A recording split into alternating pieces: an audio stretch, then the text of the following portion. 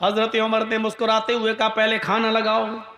लाश रखी हुई है, गर्दन कटी पड़ी हुई है, खून वहीं पर ताजा ताजा पड़ा हुआ है और हजरत उमर वहीं बैठकर खाना खा रहे हैं लाश के पास। वो यहूदी बार बार देख रहा है कि ये कौन सी दुनिया का आदमी है, लाश के पास तो खाने की हिम्मत नहीं पड़ती और ये खा रहा है। और ये मुसलमान भी है। मुसलमान तो किसी के मरने के बाद इन्ना अल्लाह पढ़ते ही अल्हम्दुलिल्लाह पढ़ रहा है। अस्सलामुअलैकुम। मुसलमानों के दूसरे खलीफा उमर फारूक रजी अल्लाह ताला अन्हु के दौर में इस्लामी हुकूमत का पैमाना बहुत वसी हुआ। हाँ, ये वही उमर फारूक रजी अल्लाह ताला अन्हु हैं जिन्होंने खलीफा बनने के बाद डंके के चोट पर ये ऐलान किया कि ऐ लोगों, कान खोल कर सुन लो, अगर तुम अल्लाह और उसके रसूल के फर्मा बरदार बन जाओगे तो मैं तुम्हारे लिए तुम्हारी साथी से ज्यादा मुशफिक और शफीक बन जाऊंगा, लेकिन अगर तुमने रूगर्दानी की तो मैं तुम्हारा एक कनपटी जमीन पर रखूंगा और दूसरे कनपटी पर मेरा पैर होगा, यहाँ तक कि हक के लिए झुक जाओ। ये वही उमर फारूक रजी अल्लाह ताला अन्हु हैं कि अपनी जिंदगी में किसी को कत्ल करने के लिए तलवार के दूसरे वार की जरूरत ना पड़ी। सुनिए इन्हीं के दौरे हुकूमत का एक लर्जा देने वाला वाकया। घर के बाहर बैठा हुआ और रो रहा है। हजरत उमर उसके पास बैठ गए। जी क्यों रो रहे हो? उसने भी यही कहा, अरे जा यार, क्या दिमाग खराब कर। नहीं बोलो तो क्या बात है, अरे तुम क्या कर लोगे यार, जाओ ना, मेरी किस्मत मेरा नसीब। नहीं ऐसी बात मत करो।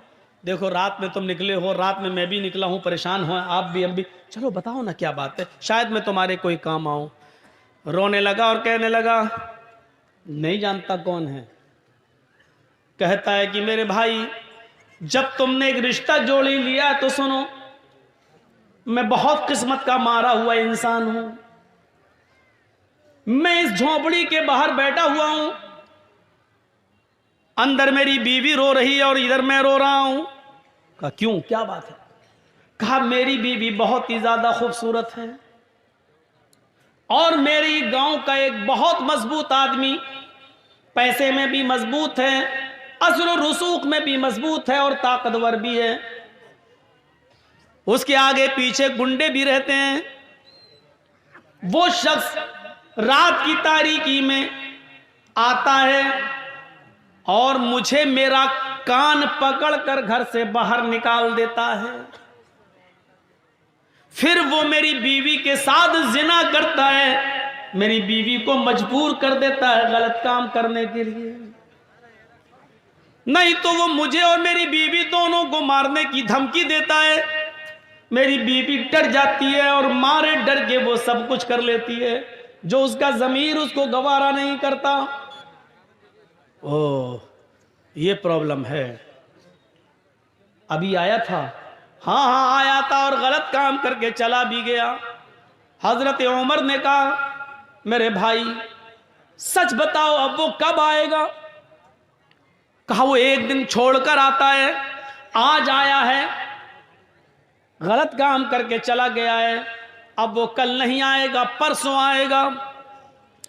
अमीरुल मोमिनीन की नजरें आसमान की तरफ उठी और दिली दिल में कहा, इलाहुल आलमीन, कितना लाचार बे अमीरुल मोमिनीन हो। मेरे दरबारी खिलाफत में, मेरे दौरे खिलाफत में एक गैर मुस्लिम आदमी के ऊपर जुल्म हो रहा है और इस इलाके का मालिक मैं हूं। हजरत उमर फारूक का यह वाकया योगी और मोदी दोनों के लिए चैलेंज है।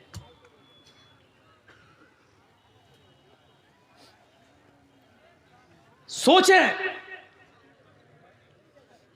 मेरे दौरे खिलाफत में एक आदमी मजबूर है और वो भी इतनी बड़ी मजबूरी कि उसकी औरत की इज्जत लुटती है और बेचारा मजबूर और गरीब आदमी कुछ नहीं कर पाता। इस बात को दिल में सोचा, कहा कि सुनो, परसों जब वो आएगा तो 2-3 काम करना बस। कहा क्या? कहा अपनी बीवी से कहना कि जब वो आए और तुम्हारे साथ गलत काम करने का इरादा करे और आ ही जाए तो उससे कहना कि भाई अब तो हमारा और तुम्हारा मामला बहुत करीब हो ही गया है, तुम हमारे दिल में बैठ ही चुके हो और हम तुम्हारे दिल में, तो अब रोजाना नखरे दिखाने से क्या फायदा। ऐसा करो कि ये काम तुम कर जब चाहो तब कर लिया करो, लेकिन रोशनी में मुझे अच्छा नहीं लगता है, रोशनी में मुझे मेरे पति की, मेरे शौहर की याद आती है, इसलिए चिराग बुझाकर ये गलत काम करो और मैं खुलकर तुम्हारा सपोर्ट करूंगी।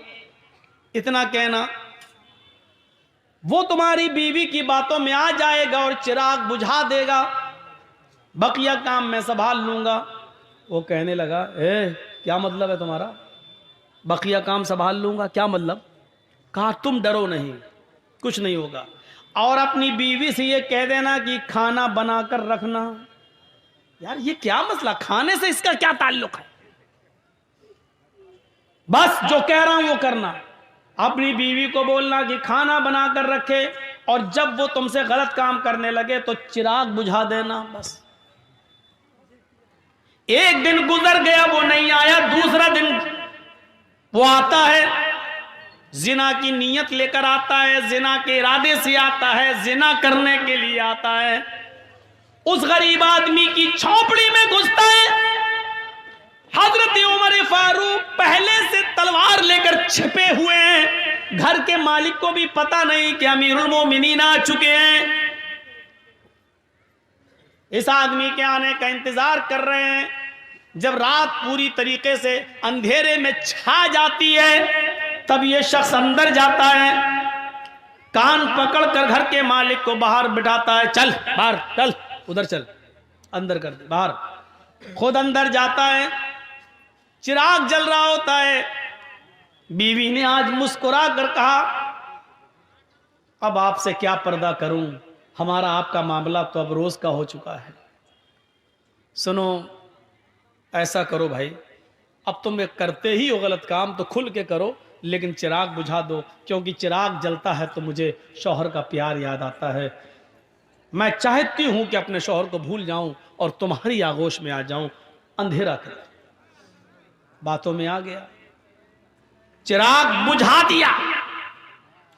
उधर हजरत उमर इस ताक में थे कि गलत काम होने ना पाए, क्योंकि मैं बचाने के लिए आया हूं। जैसे ही चिराग बुझता है, हजरत उमर फारूक उस झोंपड़ी के अंदर घुसते हैं। अब खतरा था कि तलवार अंधेरे में चलाएं तो ऐसा ना हो कि आदमी की जगह पर, जानी की जगह पर इस गरीब आदमी की बीवी की गर्दन पर कहीं तलवार न चल जाए, इसलिए कुछ बोलना था। हजरत उमर अंदर घुसे और खांसे, वो समझा कि इसका पति आ गया अंदर। उसने कहा, अभी भाग, चल, अभी तो कुछ हुआ ही नहीं है, तू आ गया, भाग। इसी आवाज को सुनना था हजरत उमर फारूक को। हजरत उमर फारूक ने देख लिया कि आवाज किस सिमत से आ रही है, उसी वक्त उसके सर को पकड़ लिया। जैसे ही उसके सर को पकड़ा और बाल पकड़ के खींचा तो उसके बाल भी लंबे लंबे थे। अब यह शक हुआ कि कहीं औरत के बाल तो नहीं है। अब वो उसको बार बार उसको बाल को झुमा रहे हैं, तो वो चीखता है, अबे क्या कर रहा है, अबे हट। समझ गए कि यही है, फौरन बाल पकड़ के गिराया, मारी एक तलवार। जिंदगी का रिकॉर्ड है, हजरत उमर ने जब भी किसी को कत्ल किया दोबारा तलवार चलाने की नौबत नहीं आई। एक ही वार में गर्दन तन से जुदा हो जाती थी। अंधेरे में भी तलवार मारी तो गर्दन अलग पड़ी हुई है, तन अलग है, तड़पने लगा। कहा, मेरी बहन जल्दी से चिराग जलाओ। चिराग जलाया। हजरत उमर ने चेहरा देखा, मुस्कुराहट आई, कहा, अल्हम्दुलिल्लाहि रब्बिल आलमीन। घर का मालिक अंदर आ गया, कहने लगा, है बड़ा अजीब मामला है। किसी मरे हुए आदमी को देखकर इन्ना लिल्लाह पढ़ा जाता है मुसलमानों में, और यह अल्हम्दुलिल्लाह पढ़ रहा है, मामला क्या है? कहा, मेरी बहन जल्दी से चिराग जलाओ। चिराग जलाया गया, शक्ल देखी तो कहा, अल्हम्दुलिल्लाहि रब्बिल आलमीन। इधर आओ मेरे भाई, अंदर क्या बाहर क्या खड़े हो, तुम्हारा काम हो गया है? हैं? मार दिया, कत्ल कर दिया? अरे अगर ये अमीरुल मोमिनीन को उमर को पता चल गया तो मुझे भी कत्ल कर दिया जाएगा। ये तुमने क्या किया? एक और मुसीबत तुमने हमारे लिए खड़ी कर दी। हजरत उमर ने मुस्कुराते हुए कहा, पहले खाना लगाओ। लाश रखी हुई है, गर्दन कटी पड़ी हुई है, खून वहीं पर ताजा ताजा पड़ा हुआ है, और हजरत उमर वहीं बैठकर खाना खा रहे हैं लाश के पास। वो यहूदी बार बार देख रहा है कि ये कौन सी दुनिया का आदमी है, लाश के पास तो खाने की हिम्मत नहीं पड़ती और ये खा रहा है। और ये मुसलमान भी है। मुसलमान तो किसी के मरने के बाद इन्ना अल्लाह पढ़ते ही अल्हम्दुलिल्लाह पढ़ रहा है। और कत्ल ही करना था तो चिराग क्यों बुझवाया इसने? चिराग जलता तो अच्छी तरीके से पहचान सकता था और मारने में आसानी रहती, लेकिन इसने चिराग बुझाने के लिए क्यों कहा? हजरत उमर फारूक जब वहां से जाने लगे तो उसने पैर पकड़ लिए। कहता है, मेरे ऊपर मुसीबत खड़ी करके कहां जा रहे हो? उमर के किसी आदमी को पता चल गया तो मुझे भी कत्ल कर दिया जाएगा। हजरत उमर ने कहा, पैर छोड़ो, क्यों डरते हो? क्या बात है? मैं ही उमर हूं। हां, मैं ही उमर हूं। मैं सिर्फ मुसलमानों का अमीर नहीं हूं, गैर मुस्लिमों की परेशानियों को दूर करना भी हमारी जिम्मेदारी है। हमारे हुदूद में आते हो तुम। हमारे भी आदमी आएंगे, इस डेड बॉडी को उठा के ले जाएंगे, आपको घबराने की जरूरत नहीं है। अब उसकी जान में जान आई। हजरत उमर जाने लगे तो कहा कि जाऊं? उसने कहा, जा रहे हो, लेकिन 2-3 बातें अगर बता सकते हो तो बता दो। कहा, क्या? कहा, अमीरुल मोमिनीन, चिराग की रोशनी अगर जल रही होती तो आपको इस आदमी को मारने में आसानी थी, लेकिन आपने ये क्यों कहा था? अपनी बीवी से कह देना कि चिराग बुझा देना। और जब चिराग जलाकर देखा तो आपने इन्ना लिल्लाह के बजाय अल्हम्दुलिल्लाह आपने क्यों कहा? और आपने ये क्यों कहा था कि खाना बनाकर रखना? खाने से इसका क्या ताल्लुक था? ये 3 बातें मेरी समझ में नहीं आई। हजरत उमर ने कहा, मेरे यहूदी भाई सुन, जब तूने मुझे परसों अपनी बीवी की दास्तान सुनाई, इंसानियत देखिए, मानवता देखिए। आज की ये तकरीर अगर योगी जी स्टेज पर बैठ के सुन लें तो उनकी आंखों में भी आंसू आ जाएं। अगर उनके पास इंसानियत का दिल होगा तो, और अगर उनके अंदर इंसानियत ही ना हो, ठोक दो वाली पॉलिसी अपना रहे हों, तो उनकी अम्मा भी मर जाए तब भी आंसू नहीं आएंगे। उनके बच्चे है ही नहीं तो क्या रोएंगे? हम भी क्या क्या बोल जाते हैं। अब रात के 11:15 बज रहे हैं तो दिमाग तो मेरा भी खराब है ना। अब उसके अंदर क्या दर्द होगा बेचारे के अंदर? सोचिए जरा, ये अमीरुल मोमिनीन है और एक यहूदी की मदद करने पहुंच रहे हैं।